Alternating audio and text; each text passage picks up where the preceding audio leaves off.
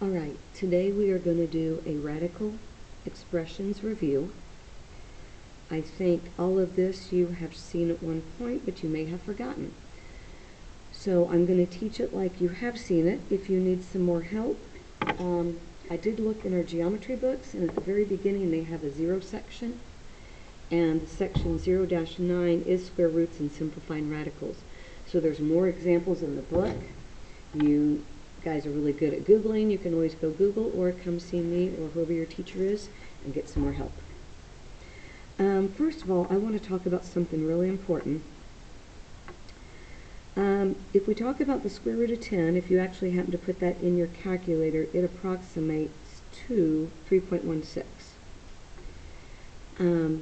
Now, a lot of times we will say, please leave your answer in an exact form.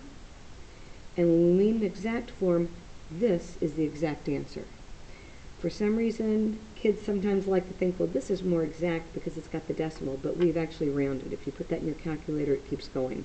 So make sure you know that this is our exact answer, and this is the approximate, when we would, use our calculator to get an approximate.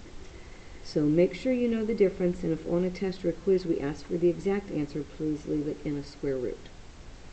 Alright, let's first of all take a quick second and list all the perfect squares up to 20. And you guys probably are real familiar with at least the first 10, and you may know from there. When I say perfect squares, it's 1 times 1 would be 1, so 1's a perfect square. 2 times 2 is 4. The next perfect square, 3 would be 9. 4 is 16. 5, 36. For 6, 49 for 7. We'll keep going. We've got 64, 81, and 100. Those you guys should be really good with. And then 11 squared is 121, makes that a perfect square. Then 144. 169, 196, then 225, 256, 289, 324, 361, and I'm going to squeeze in 400. So again, some of these you should be pretty good with. There may be a few that you're not so good with, but it helps to sort of have those, because when we go to simplify square roots, knowing your perfect squares really makes it easier. So most of you know that the square root of 25 is 5, because 25 is 5 times 5. You have a pair, 1 5 comes out. Square root of 10 we just did. It breaks into 2 times 5. There's no perfect squares up in there, so this just stays square root of 10. If you take the square root of 8, I like to break it down into my perfect squares. What perfect square goes into 8? And obviously that is 4 times 2. So the square root of 4 is 2. Square root of 2 does not simplify. It just stays there. Do a couple more. Let's take the square root of 18. Again, I like to think what perfect squares go into this. Now, yes, 6 times 3, but neither 6 or 3 are perfect squares. So most of you are already ahead of me going, yes, that's 9 times 2. So the square root of 9 is 3, and then the square root of 2 just stays. We tried something with 3, square root of 54. I know some of you have probably learned this breaking it into the tree, breaking, all your multiples out.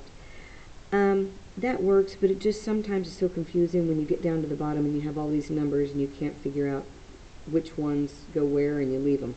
Again, I like to go out and find what's my biggest perfect square that goes into this.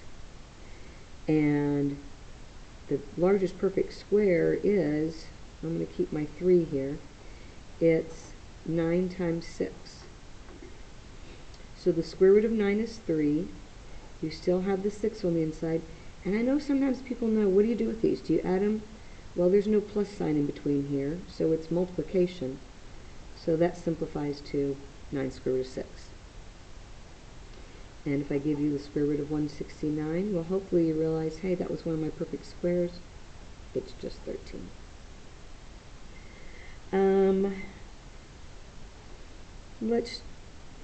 I've got 5. I'll do one more easy one. 5 square root of 24. If you want, just ignore me for a minute. Go ahead and try that on your own. Try to look up there and see what perfect square, what's the largest one that goes into 24. And the largest one is going to be 4. So that's 4 times 6. So that is going to give me, I'm going to have the 5 still out. Square root of 4 is 2. Square root of 6 stays inside, so this is 10 square root of 6. Alright, let's mix it up a little bit. Let's do the square root of 12x squared. Well, 12 breaks into, what perfect square goes into there would be 4 times 3. So I know I'm going to have a 2 on the outside. What do I do with the x squared? Well, hey, that's really x times x. I have a pair of x's, so 1 will come out. The 3 is still going to stay inside, and we're left with 2x square root of 3. Squeeze one more on this side. Let's try square root of 10 x to the 4th y. Alright, I don't normally break it down, but I'm going to just so we can see it. 10 breaks into no perfect squares. It's 2 times 5, but I mean, I can write it, but none of those are perfect squares. 10 won't break down. We already did that one up right there. X to the 4th, well, it's 1, 2, 3. We got 4 x's, 1 y. How many pairs of x's can we take out? We can take out an x for this one, an x for this one, which will leave us x squared on the outside, times square root of 10y. Now, I normally don't divide these out. I just go how many, because remember, I don't know if you remember, a square root, the index is really a 2. We usually don't put it there, but you're trying to find how many sets of 2 can you take out. So 4 divided by 2 is 2. Let's try another one. 4 square root of 40 m to the 3rd, we'll do an odd number, n to the 7th. Alright, so what perfect square goes into 40? 4 is the largest one. This is going to be 4 times 10. We know 10 doesn't break down. There's no perfect squares in there. Now, what do you do with m to the 3rd? I'm going to write these 3 out. I'm not going to do it with the 7. But you're going to have one set that will come out because you can get a set of 2 out of 3 and you'll have one left over. So we have a 4 out here. The square root of 4 is 2. We can bring out 1m. Leave a space. So we have the 10 left inside. We have 1m left. What do we do at the end? Well, how many sets of 2 can you take out of there? You can take out 3 sets, because 2 times 3 is 6, so we can take out 3 sets of n, and we have 1 left over. If that drives you crazy, realize you can draw out 1, 2, 3, 4, 5, 6, 7. So here's a set, here's a set, here's a set. 7 divided by 2, most you can get is 3 with 1 left over. Every time you have an odd number, you're going to have 1 left over. If you have an even number, you will not have any left over on the inside. Alright, so I got to finish that. 4 times 2 is 8, m, n cubed, square root of 10, m, n. Alright, one last one here at the bottom. Let's try the square root of 147, w to the 9th, x to the 5th, y, z to the 8th. So go ahead, get that one going, see what you can do with it. Wow, 147 though, that is not one of my perfect squares. So you just try to have to figure out which one of these numbers will go into it. And since I'm here with you, I will tell you it is 49 times 3. So this is going to equal, square root of 49 is 7. And I know I will have a 3 left inside. Let's go to the w's. How many sets of 2 can you take out? Should be able to take out 4, because that would be 8, and then there's 1 left over. Remember, it's an odd number. Here's another odd number. I'm going to have 1 left over. How many sets of 2 can you take out of there? 2 sets. There's my 1 left over. Y, it's all by itself. I don't have any sets. That's going to stay there. And z to the 8th is an even number. 8 divided by 2 is 4, with none left over. Alright, so there we've sort of done a quick review over simplifying. I'm going to go ahead and flip to the next page, and we will work on adding and subtracting radical expressions. And my kids know I abbreviate a lot. So there we go, adding and subtracting radical expressions. You can only combine like radicals. So for it to be a like radical, they have to have the same index, as in you can add a square root with a square root, but you can't add a square root with a cubed root or a fourth root. So they have to have like indexes, and the numbers underneath have to be the same. Okay? And so the best way to do this is you will need to simplify first.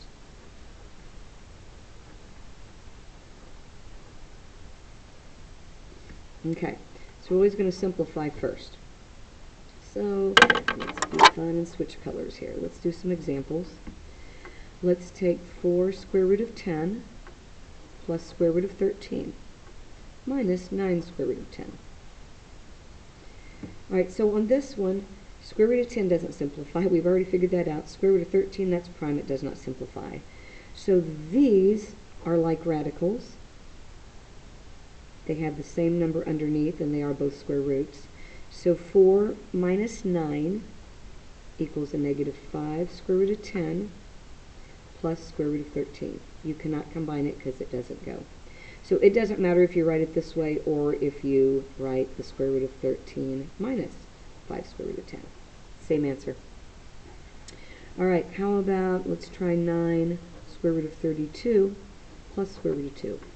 Well, at first you think, gee, they don't match, we can't add them. But remember, we have to simplify first. So 32, I've done this one actually quite a bit. This is 16 times 2. 16 is my perfect square. So this is 9 times square root of 16 is 4 square root of 2. So this would be 36 square root of 2 plus square root of 2. What number is actually in front? It's a 1. So that would be 37 square root of 2. If you remember up here, you do not change the numbers on the inside. When you add these, it's just the coefficients in front that you combine. The number underneath the radical stays the same. And let's squeeze in another example over here. Let's do 2 square root of 8 minus square root of 18 plus square root of 32. We'll use that number again because we know how to simplify it already. At first, they all look to be a mess, but 4 or 8, we've done that. That's 4 times 2. So we have 2 times 2 radical 2, because the square root of 4 is 2, which is 4 radical 2. 18, what perfect square goes into there? We did this one already. It's 9 times 2. So this will be minus 3 radical 2. And we just did square root of 32. We know that is 16 times 2. So this is plus 4 radical 2. So we have 4 minus 3 plus 4. And I am thinking that should give us 5 radical 2. Okay, so we've practiced adding and subtracting these. Guess what's next on our list? You got it. We are going to multiply. Multiply radicals. So when you multiply radicals, the thing that you remember is you multiply the inside, the radical part, and then you multiply the outside, the radical parts. And guess what it's helpful to do again? It is helpful to simplify first.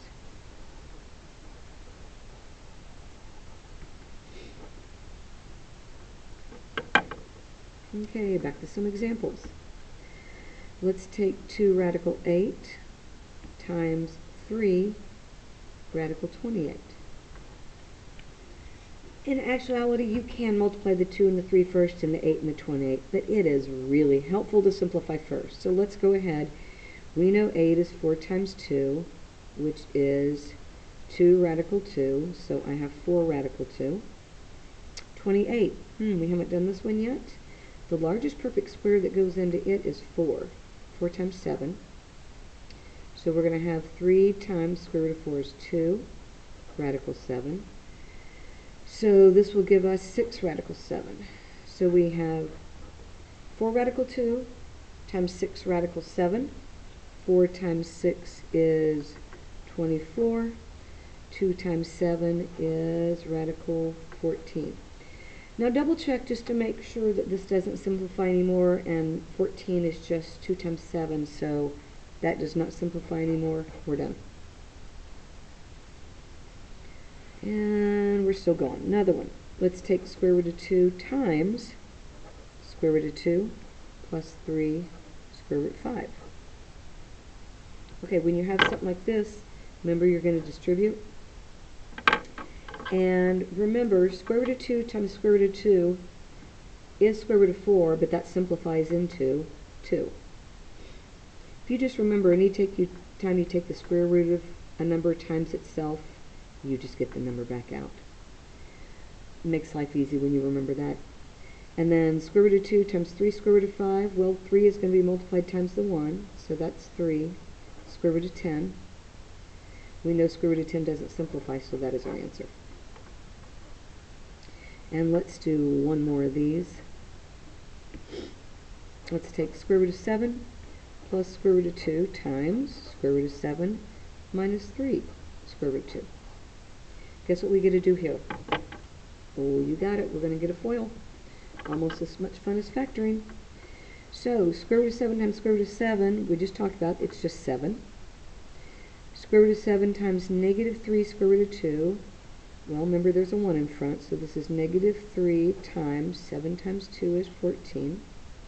Multiply the inside, which would be just square root of 14.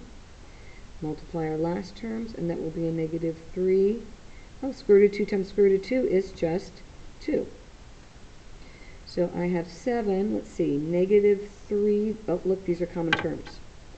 So because these are the same, I can combine these. So negative 3 plus 1 is going to be negative 2 square root of 14.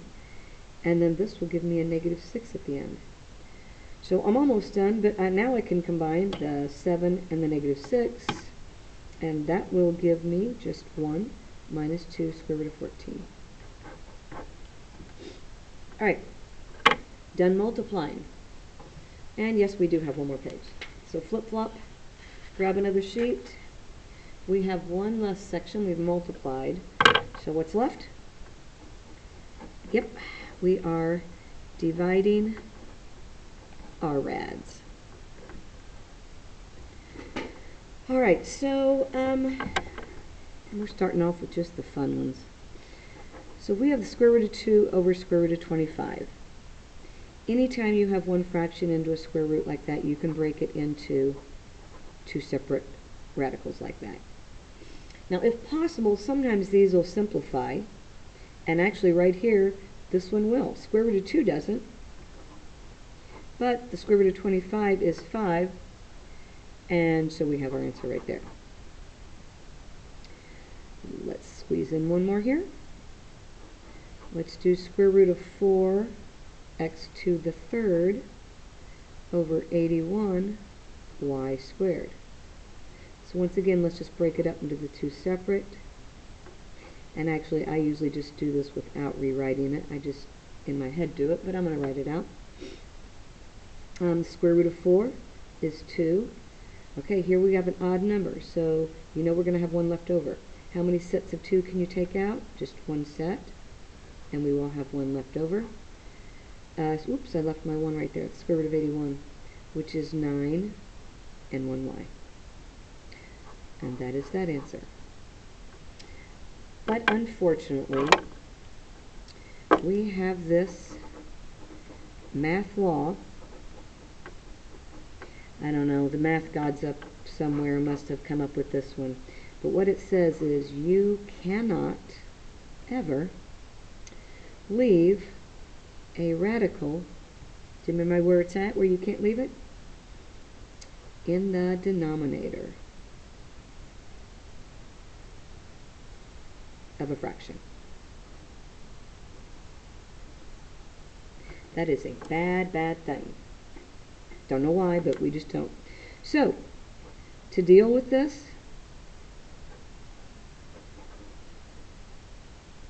we rationalize the denominator. So we will rationalize our denominator anytime we have a square root in the denominator. Okay, we have two kinds we're going to deal with, and then we are done.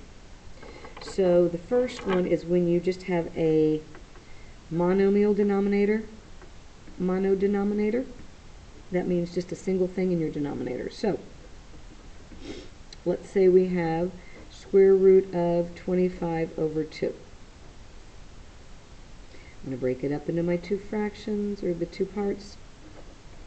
And I'll simplify if I can, which I can. This will be 5 over square root of 2. We would love to box it and say we're done, but guess what? The math god said that no, you cannot do that. You cannot leave a square root down here. So do you remember back on this page that we said whenever you multiply the square root of 3 times the square root of 3, you get 3 back out, because really this is square root of 9, which is 3. So how would we get rid of the square root? Now, whoever just said multiply by square root of 2, you are correct. Multiply by square root of 2 on the top and the bottom. Whatever you do to the bottom, you know you always have to do to the top. And so on the bottom, square root of 2 times square root of 2 is just 2. Now the top, that's going to be 5 square root of 2. We can have a square root in the numerator. You can't in the denominator. You check, can you reduce 5 over 2? No. Clock's your answer. You are done. All right, we'll try one more of these just to make sure you remember. Let's use square root of 6 over 5. Break it into the two fractions. Square root of 6 over square root of 5. Can we simplify anything? No. Do we have a square root in the denominator? Yes. Got to get rid of him. So what are we going to multiply by? Yes, square root of 5 in the denominator. Whatever you do down there, you do up here. And so, square root of 5 times square root of 5 is just 5. Now these are both inside. So we will get square root of 30. Now, I know sometimes you look at this and go, hey, can we simplify this? Because that's a 30, that's a 5. No, this is inside the square root, this is outside. You cannot simplify those. So that is your answer. And you know what? I do see that I have one more on my paper that I'm going to squeeze in right over here. I can do it right there. Put him there. Square root of 9 over 8. So we have square root of 9 over square root of 8. Square root of 9 is 3. We know that.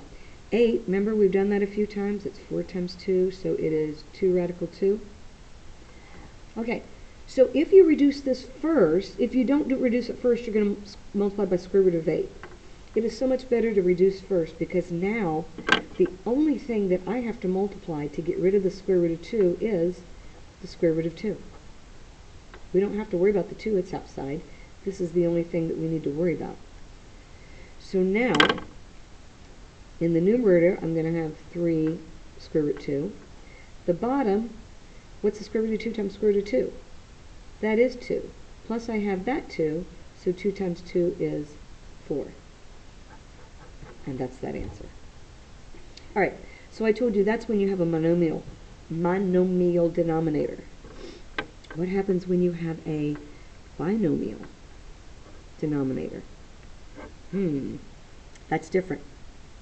When you have a binomial denominator, you have to use a conjugate. J. That's a J. Conjugate. What is a conjugate, you ask? Okay.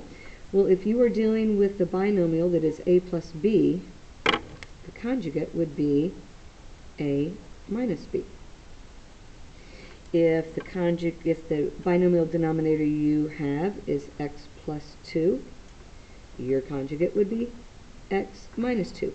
You keep the numbers exactly the same, all you do is change the sign. And what if you have something really crazy like a negative 3 minus radical 5? Well, you keep the numbers exactly the same. You keep the negative 3, you keep the square root of 5, but instead of having a subtraction sign in the middle, you make it a positive. Okay, we're not going to change the sign on this number, just the sign in between. Alright, so now that you know what a conjugate is, important, I'm going to highlight that. I didn't highlight the other stuff, but I will. Let's try one of these problems, and then we're going to call it quits, because I'm sure you're tired of listening to me at this point. Alright, let's take 4 over square root of 3 plus 2. Okay. Square root of 3 doesn't simplify. We cannot leave a square root in the denominator. If you multiply just by the square root of 3, it will not get rid of your radical, because you'll multiply it by the 2 and it's stuck. So remember, we have to multiply by the conjugate.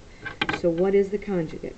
You keep the numbers the same, but you change the sign in the middle. It was a positive, I'll make it a negative. But just like we did up here, whatever you do on the bottom, you have to do on the top.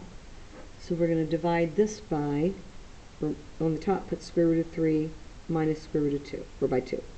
Keep the signs the same, don't change them. Okay, now we're going to multiply. Remember, I have a binomial times a binomial, so we get to FOIL, your favorite. So square root of 3 times square root of 3 is 3. Square root of 3 times a negative 2 is negative 2 square root of 3. 2 times square root of 3 is a positive 2 square root of 3. And a positive 2 times a negative 2 is a negative 4. Look at this right here. You have a negative 2 square root of 3 and a positive 2 square root of 3. Because you made the signs opposite, these two terms will cancel out. So what will be left in the denominator? 3 minus 4 is a negative 1. We have the top to contend with. You need to distribute the 4. So that will be 4 radical 3 minus 8. And rather than, we don't normally leave a negative 1 in the denominator. So what would positive 4 over a negative 1 would be a negative 4 square root of 3. And a negative 8 over a negative 1 would be a positive 8. So you could leave your answer like this, or you could switch them if it really drove you crazy, 8 minus 4 radical 3. So either one of those numbers would be good, and we are finally finished.